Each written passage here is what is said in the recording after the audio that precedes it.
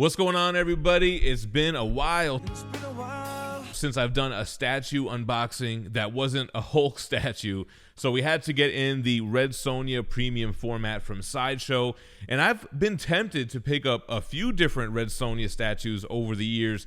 Sideshow has done a few of them. Prime One Studio had a great one, but this one really spoke to me. I did a video on this back when the pictures and pre-order came out, and I really just loved the whole motion, that whole blood wave that we'll see as we get into the unboxing and assembly. This is number 649 out of 2,000, so pretty large edition size on this one. I guess they wanted to make sure this was going to be in stock and that people can pick this up, unlike so many other pieces recently that are currently waitlisted. So let's go ahead and get Red Sonja out the box and get this thing going.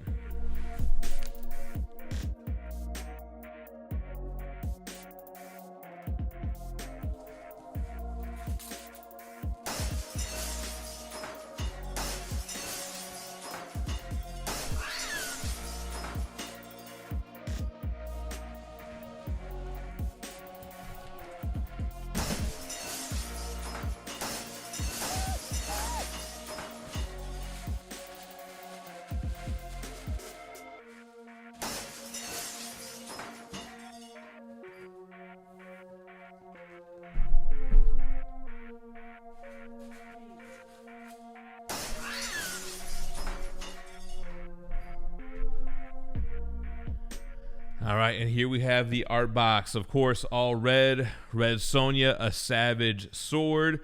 You can see her with that rage expression on her face, lunging at you. Wraps around to the side, big Red Sonja logo. The sword on the back. Once again, Red Sonja logo on the side and on the top. Beautiful looking art box, actually. I really like it.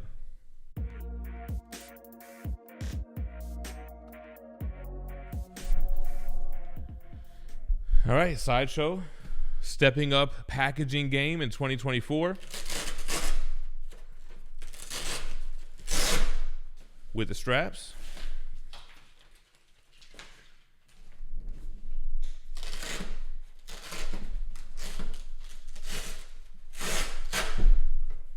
Some strong Velcro. Can't forget the seal of approval. How should we do this now? Let's go ahead and scoot her into the middle.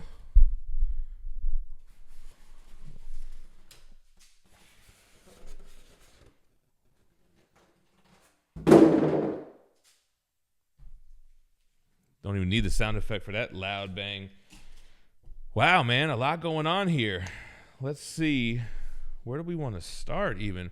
I guess since this is the sword, a savage sword, let's start with the sword.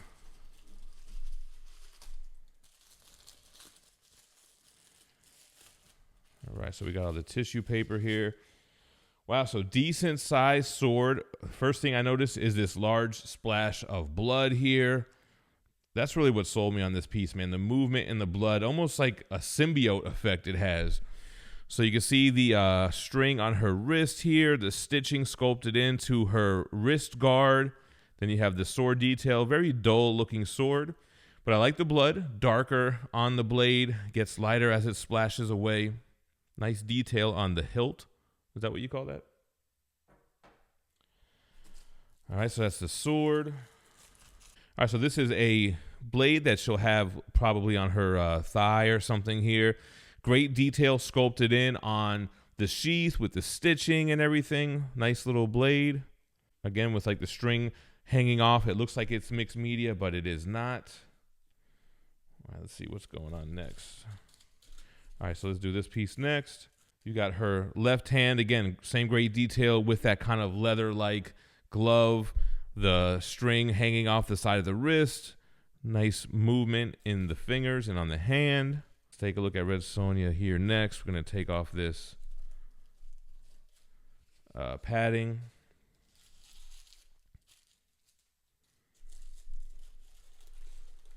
Oh.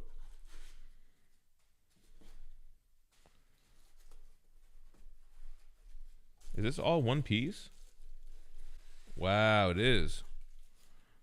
All right, you got to be very careful. There's a lot of loose pieces hanging about.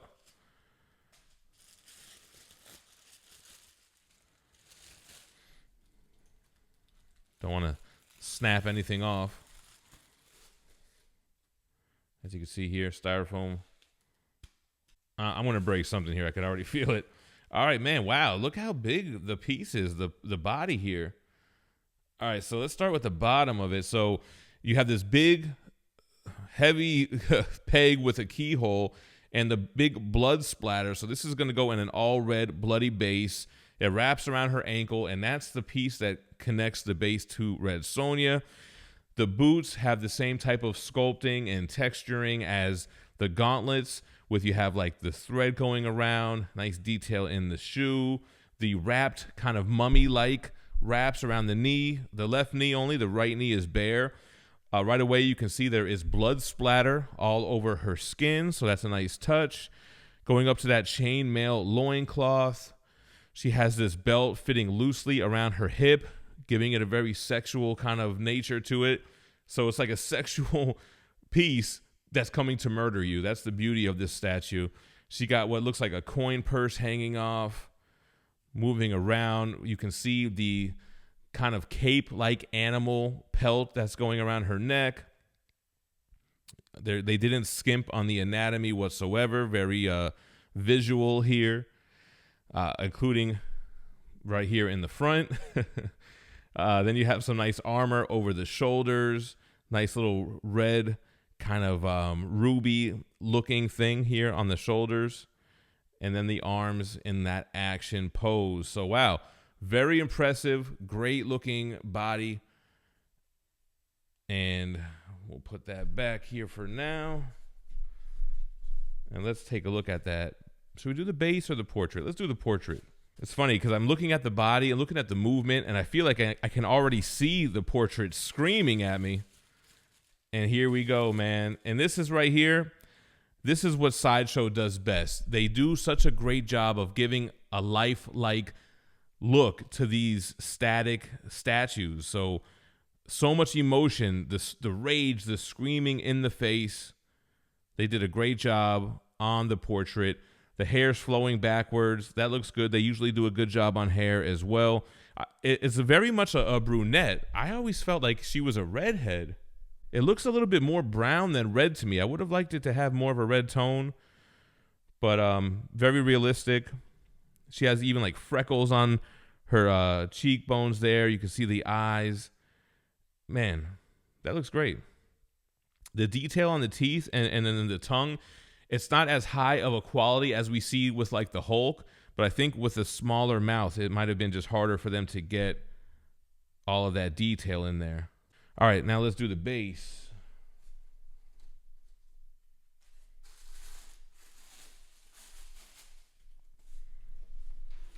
We can just move it like this, right?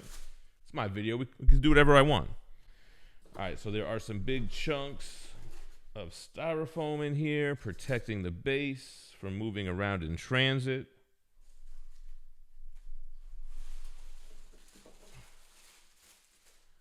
Wow, this is a large base, man. For a PF, look at this, guys.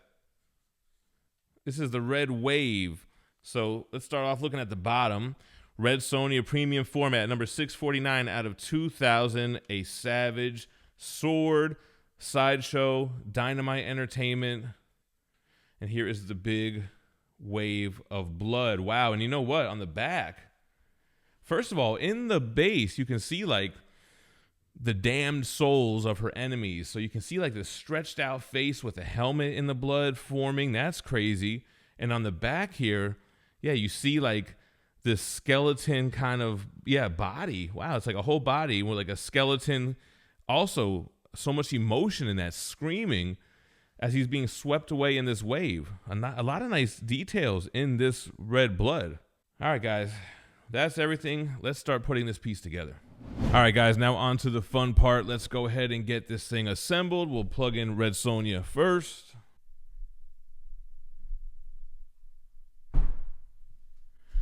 All right, actually only a few pieces here. So we got her into the base. Let's go ahead and get the blade on her thigh here. Boom. Let's do the left hand. Boom.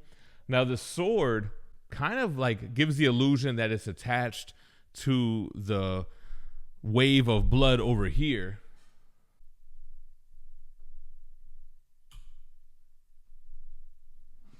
You kind of have to fit a little splash of blood in between two splashes from the base, but it really gives you that whoosh, which I really do dig. And then lastly, the portrait here.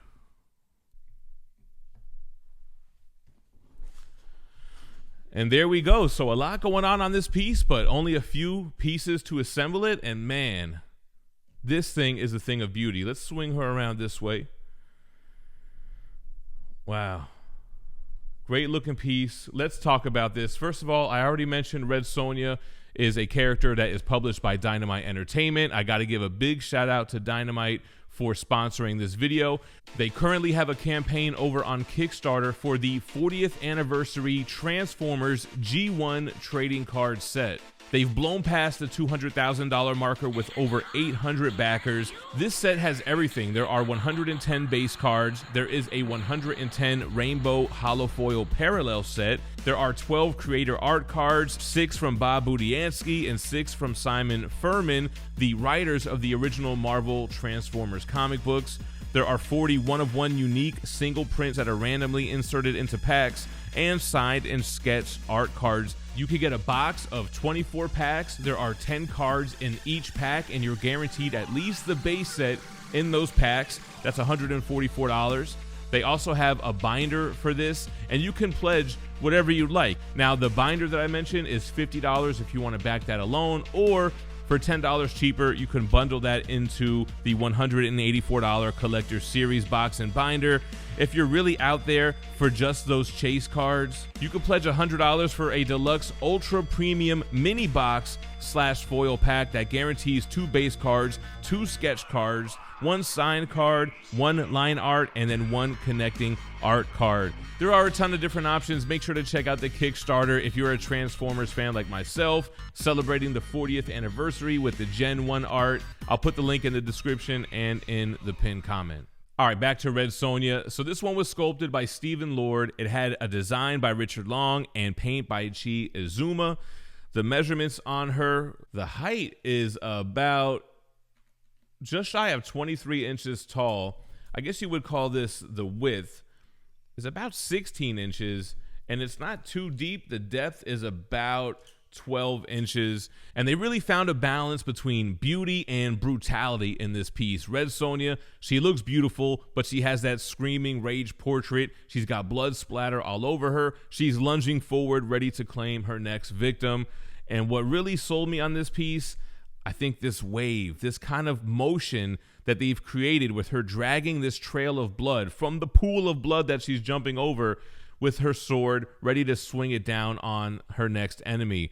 And something I didn't really even notice, first of all, the little skull on the butt of her blade, that was a nice touch. But all of these kind of dead souls inside of the blood, the pool of blood, which I must have caught during my review of the pictures, but I didn't remember it until I opened up the piece and saw the base. Right here on the base, you have a skull. You have a skull with a helmet here, which is forming like another skull.